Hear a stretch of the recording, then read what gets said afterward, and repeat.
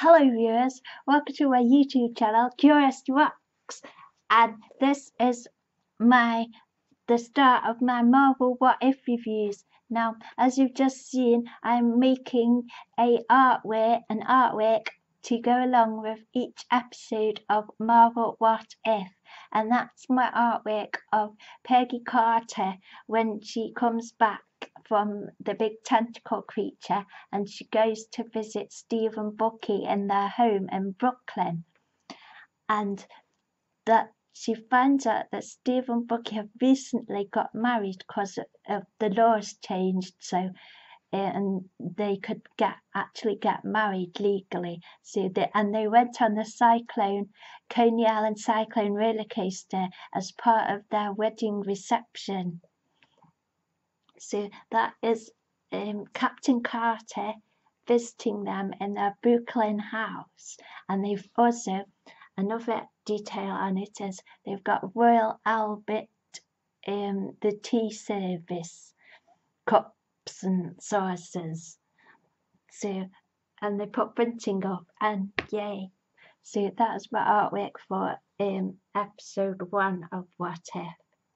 So episode 1 of Marvel's What If is What If Captain Carter were the first Avenger.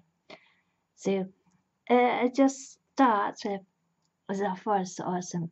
So we have the Marvel titles logo, and then the logo turns into like a cartoonified type. Then we have the Watcher, and he's awesome. And it's like time, space, reality. It's more than a linear path. It's a prism for endless possibility, where a single choice can branch out into infinite realities, creating alternate worlds from the ones you know. And then the animation for this is like glass breaking, and the shards of glass, they've got different characters on, and they're going towards the screen, and it's so cool. And then the Watcher says, I am the Watcher. I'm your guide through these vast new realities. Follow me, ponder the question, what if?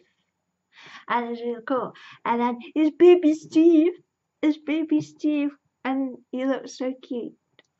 So the Watcher sort of recaps the MCU, the first timeline of Captain America, the first Avenger, and then he introduces the alternate version. Now, the What If is the sort of nexus event is that Peggy Carter, she doesn't go to the booth to watch Steve get the serum. She chooses to stay in the room with the machine.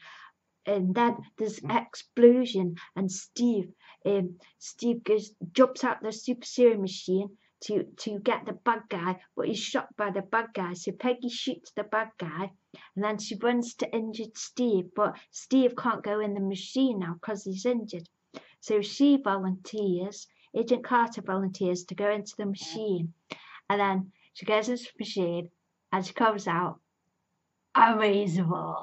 amazing, and she comes out like totally buff, and since this episode, for a week after this episode, I was singing the Steven Universe song Giant Woman, which goes, I'll give you a short bit. All I wanna do is see her turn into a giant woman, a giant woman. I just couldn't stop singing that because I'm in love with Agent Carter. She's amazing. So, and then this episode was a lot about the misogyny and sexism that she gets for because the boss is like, oh, they gave me a girl and he's being a right dick. So and then scene cuts, and we see Peggy punching a punching bag, and Steve is doing his physiotherapy, and they discuss about the tours they have to go on in the silly costumes. Captain Carter doesn't have to go on the tour in the silly costume like Steve did in a different world. So then Steve says oh, Bucky is a buddy of mine from Brooklyn. He just deployed with the 107th. The army won't even tell me where he's going.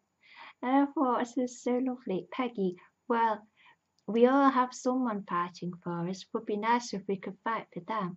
I'm sorry, you were meant to be the one to end the war. But this time it's Captain Carter's job.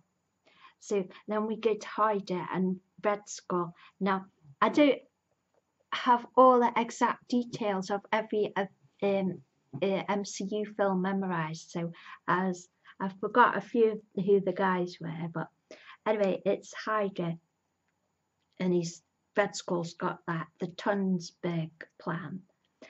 And then back with Howard and Peggy, and they're discussing the Tesseract, and the Colonel's being sexist pig again. And Peggy's in the bar, and Howard presents her uniform, and the shield has got the Union Jack on it, and then Peggy, this episode shows how fighting, how buff she is and amazing, and she lands her in front of the Nazi cars and flips and she's bucking it, and then she beats up this Hydra guy, and she gets the Tesseract back. Then Howard gets Steve back in, and Peggy and Steve, they're looking at the map, looking for where Bucky's unit is going. And Peggy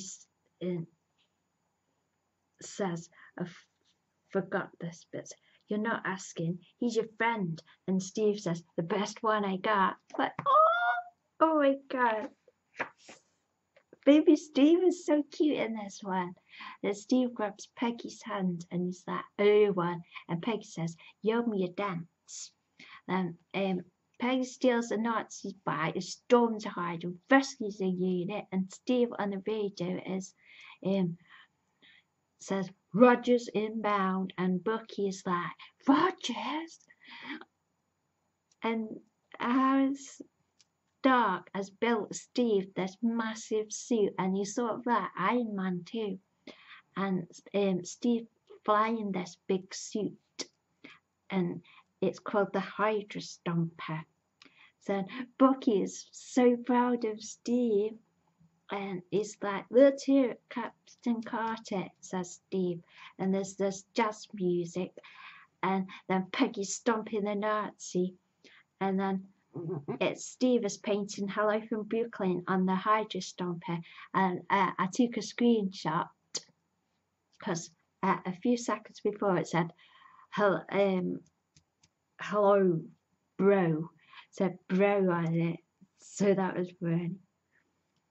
And then Hydra, Red Skull, is calling himself a god, and the true champion of Hydra shall be summoned from the stars, my champion. Then Red Skull, he peels his face off, feel he's got a red face.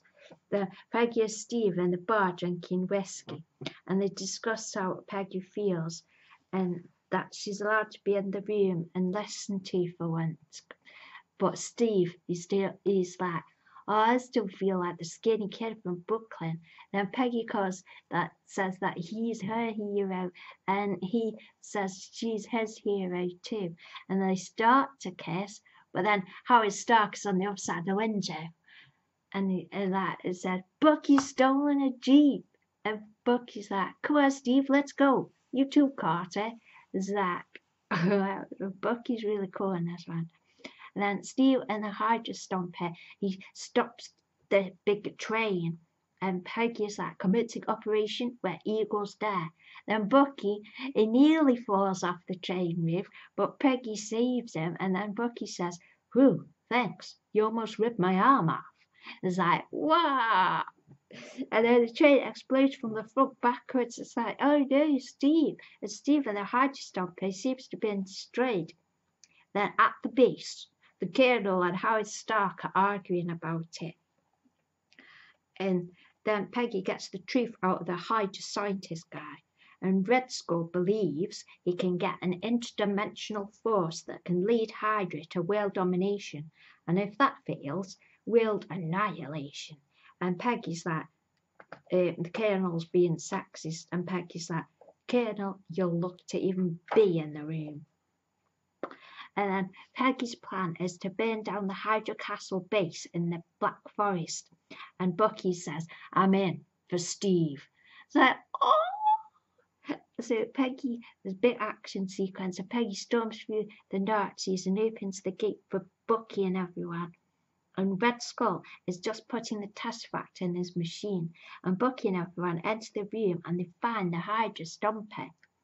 And then this big tentacle octopus starts coming through the portal that Red Skull made from the Tesseract, and it grabs Red Skull and it squishes in.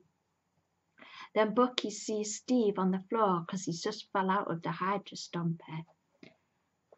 Or was that before? No, anyway, Bucky sees Steve on the floor, and Bucky's like, Steve, come on, pal, don't give up on me. It's like, oh. And then Steve's like, no, you gotta get me in the suit. So they get him in the suit, they power up the suit, and they do the suit stuff. And then Steve, he's in the suit, but then he's like, face plants to the floor in the suit, and then gets up, flies through the ceiling. And then Howard Stark has an idea, and Peggy says, you mean transpose the polarity and reverse the suction? Which is like, reverse the polarity of the neutron flow, which is like Doctor Who. So I thought that was funny. And then the big octopus is using his tentacles and he's grabbing Peggy. And Howard starts frantically pushing these buttons, and Steve flies through, and they start chopping the tentacles, and Bucky and everyone come in and start shooting the big octopus, and Steve rescues Bucky and everyone flies back to the octopus, and Bucky's, go get him, Steve. Like, oh! And the Hydro Stomper runs out of battery. And Steve calls out, and Peggy says she can handle pushing the octopus back through the portal. And Steve reminds her she owes him a dance. But then the octopus pulls Peggy through the portal completely, and there's a Tesseract left on the floor. And then we see from like Peggy's side, like 70 years later, she comes out into this tunnel, and Nick Fury and Hawkeye are there, and Peggy's like, where's Steve Rogers? And Nick Fury says the war ended almost 70 years ago. And the Watcher, and then we're back with the Watcher, and he's just the endy bit, and he says, I will not interfere, I am the Watcher. And then I thought the ending was a little bit abrupt, but then that is like the film, and that's why I got the idea for my Peggy Carter visiting Steve and Bucky picture. So here's some photographs of the notes I took for this episode. I love What If. It's awesome, gives you loads of cool ideas, and it's really fun. So yeah. Hope you have enjoyed this video, and thank you for watching.